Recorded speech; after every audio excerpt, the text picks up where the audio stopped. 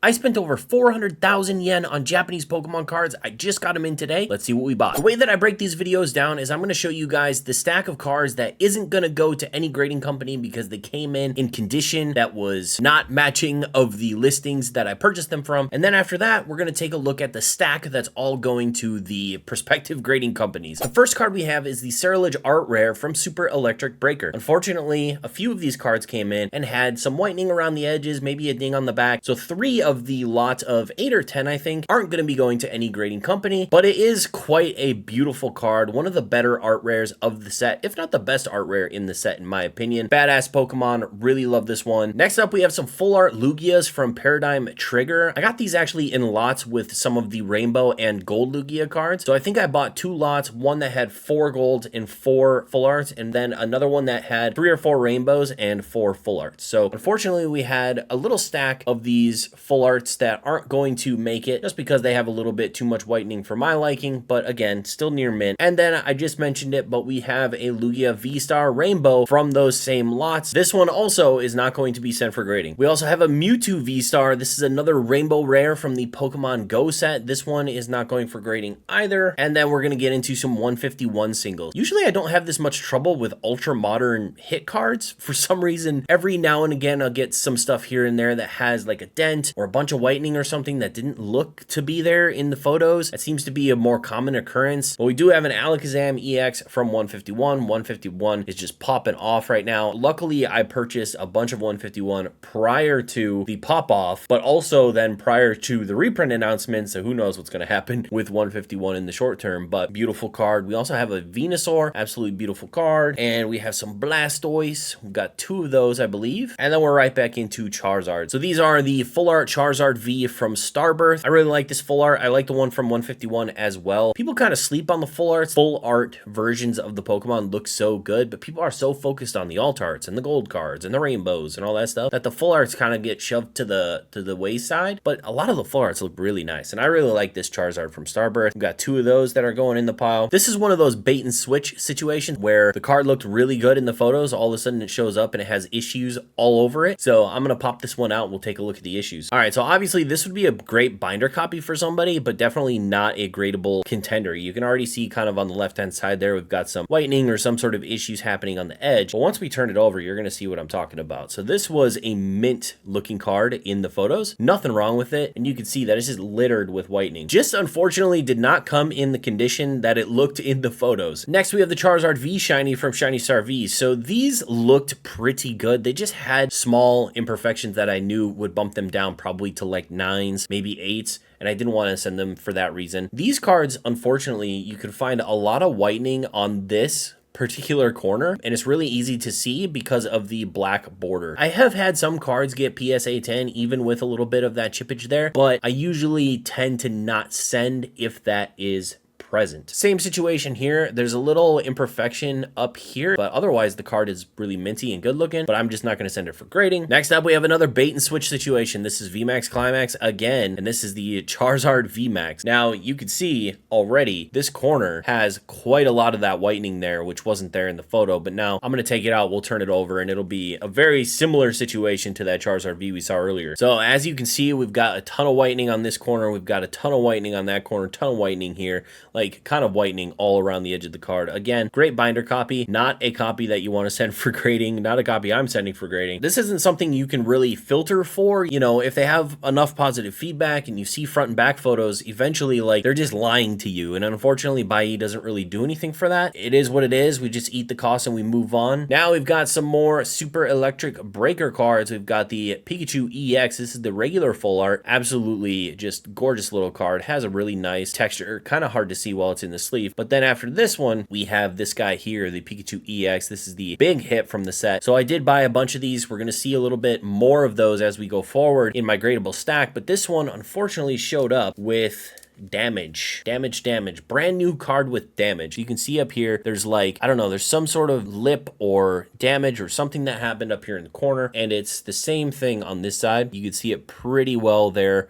in the top left. It's just there. The rest of the card is mint. It just has that little imperfection there. Again, a great binder copy for somebody, but unfortunately not gradable. First up in the gradable stack, unfortunately we weren't able to get that Mewtwo Rainbow in gradable condition, but we did get 2 of the Mewtwo V-Star gold cards from Pokemon Go in gradable condition, so happy to have gotten those and send those out. I do think I will be building a BGS submission and try and hopefully hit some black labels. So next up, we saw these cards already. We've got the Lugia V full art card. A bunch of these are not going to go for grading because they showed up in rough condition, but I got a lot of these for really good price because they were bundled with the gold and rainbow cards. So we are going to send off 3 of these, and hopefully one of them will be good enough to send to Beckett. Next up, we have 2 copies of that rainbow card that I was just talking about. The Lugia Rainbow V-Star. Definitely like the rainbow cards from the Sword Shield era, and really like the kind of glittery texture pattern that a lot of them have as well. So beautiful looking card. We'll move from the rainbows now into the golds. For the Lugia V-Star gold card, we have 4 copies. I actually sold a bunch of these recently to a streamer friend, and I needed to refill. Lugia, super popular Pokemon, beautiful looking cards, and happy to have gotten so many in so good condition. Next, let's talk Super Electric Breaker. So this batch of orders is going to have a lot of cards from that new set. One thing that I don't really do and haven't really done in the past is buy a whole bunch of cards from the new set, send them immediately off for grading, and then just try and flip them right out the gate. Usually I'm buying like mid-era stuff, or I'm buying stuff that I feel like is undervalued. So I picked up a bunch of these Magneton. People have been talking about how great the artwork is. Right now, it's the most expensive of the ARs in the Japanese set. Obviously, it's going to be our promo in the English set. So I bought a bunch of these Magnetons, hoping to send a couple off to Beckett and see what we can do. Now, you're probably thinking like, what is good to send to Beckett and what isn't, or what am I looking for? The biggest thing I'm looking for is centering. I've already condition checked all these cards for surface edges and corners and all the other things that I look for when sending off to any of the grading companies. But for Beckett specifically, and for those CGC pristines, I'm looking centering's got to be perfect, or else it's not going to that company. Same situation as the Magneton. We have the Super Electric Breaker, the Ceruledge AR. So Ceruledge is in my opinion, is going to be a really popular Pokemon, because in the brand new anime, Ceruledge is kind of the bad guy, at least for the first part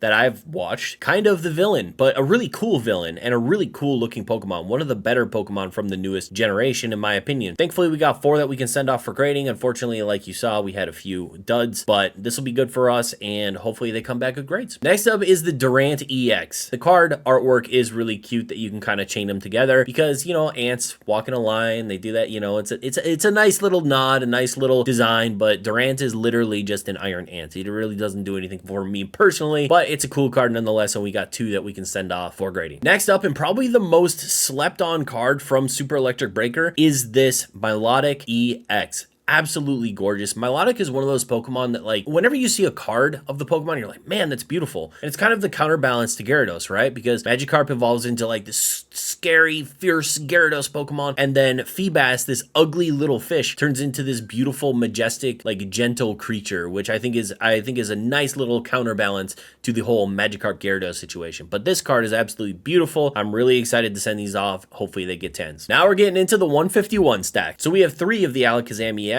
I opened 100 packs of 151, I think, and Alakazam EX, I think, was the first alternate art that I pulled from this set. Absolutely beautiful looking card. Really like it a lot. Glad that we got 3 that are gradable and I can send off. Hands down, the best alternate art from Pokemon 151 is the Zapdos EX, and it's not even close. This card is gorgeous. The only downfall of 151, the only thing I didn't like about that set, is that they omitted the Eevees. An evolution card that looked like this with Eevee, Flareon, Jolteon, and Vaporeon would have been incredible. But I'm so glad that the trio of birds got this treatment. It looks so good. Absolutely nostalgia-filled, beautiful greatness. Glad we got a few to send off for grading. Back to Super Electric Breaker. So these are the regular Pikachu EX double R's, triple R's, double R's. So all of these came in lots with the other Pikachus you're going to see. So I got a gold card that I think came with a couple of these. I got a few of the full arts, which came with a couple of these, and then I got a few of the special illustration rares or special art rares in Japanese that came with a few of these. But I thought, why not? If they're clean, it's Pikachu, it's an EX, it's a brand new set,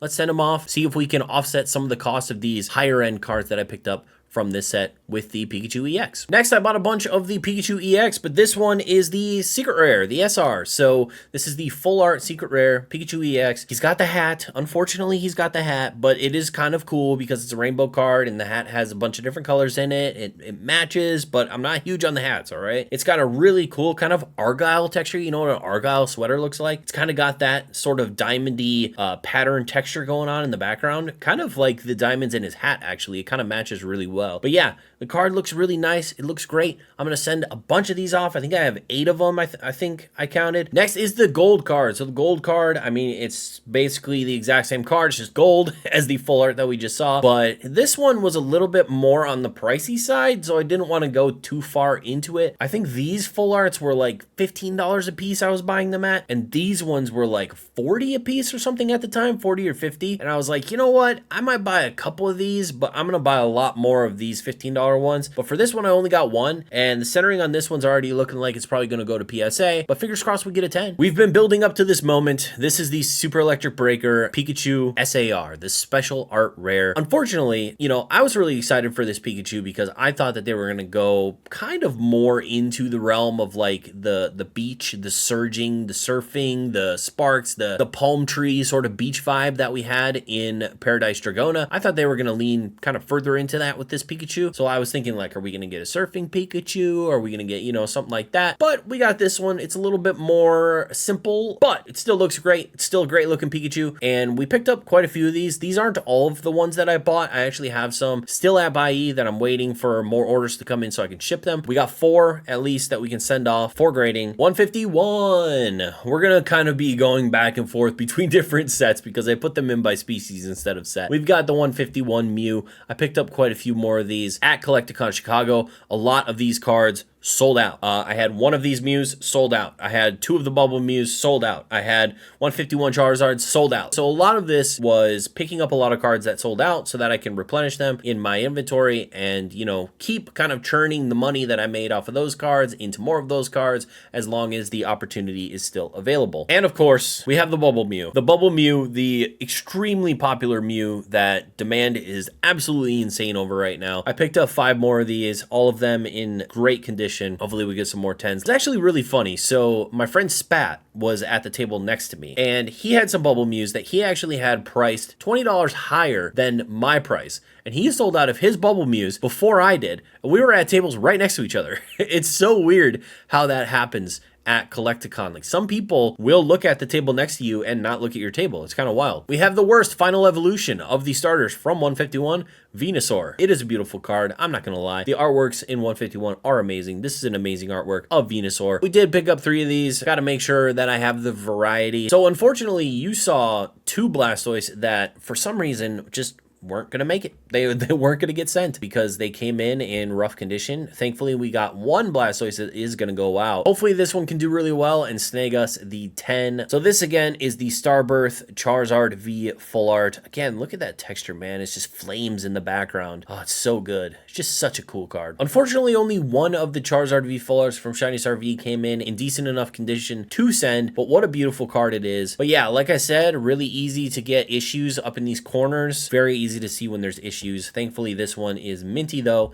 We'll be sending this one off. Let's go from the V to the VMAX. We've got the Charizard VMAX from VMAX Climax. Absolutely gorgeous. I love the texture on this card. It's so badass. I wasn't huge on the VMAXs when they first came out. I like that the Gigantamax forms actually changed the design of the Pokemon. So VMAXs just made them bigger, which was kind of dumb. I like the creativity in a lot of the Gigantamax forms, and they made Charizard look so good with the fiery flame wings. Just an amazing card. Is absolutely beautiful, and we picked up a few of these to send off. Let's move from one shiny set to another. Now we have the Charizard EX. This is the shiny special art rare. When this set came out, some of you guys will know this already. When this set came out, I opened 20 boxes, a whole case of this set, and didn't pull a single special art rare. Not a single one. It was absolutely crazy. We did get 2 God packs. We got 2 God packs before we pulled 1 special art rare from this set in an entire case of 20 boxes. I guess it is what it is. Sometimes you have luck and sometimes you don't. Let's hope we have luck sending these into the grading companies to get some 10s. So one of our Starbirth Charizard alts unfortunately came in bad condition, way different condition than what was shown in the photos. Thankfully, this one came in and it looks really solid. So hoping for a 10 on this. And we just keep seeing artworks where Charizard is fighting Venusaur, with the new Pokemon Pocket artwork of Charizard also fighting Venusaur. Really funny how that works, how they continue trends as they continue to make artworks of these cards. And Venusaur and Charizard are apparently in the TCG in a never-ending battle against each other. I'm glad that we finally got one in minty condition. Last but not least, we are replenishing our Charizard EXs from 151. So I sold 5 or 6, I think, at Chicago very quickly. We were able to pick up 2 good-looking ones in this group of orders, and then I have a bunch coming in this second group of orders that I'll be getting in from Japan soon. Always good to see this card. This card is crazy in English right now. It's going like $600, $700 in a PSA 10. Well, the PSA 10 in Japanese is going up as well. I've seen sold listings now for 180 when I was selling mine in Chicago for like 110, 120. We'll see what the reprint does though. Hopefully they just print it to the ground. I'm honestly hoping that they print 151 as much as they have printed Crown Zenith. As much as everyone wants 151, everyone wants to open it, everyone wants to collect it,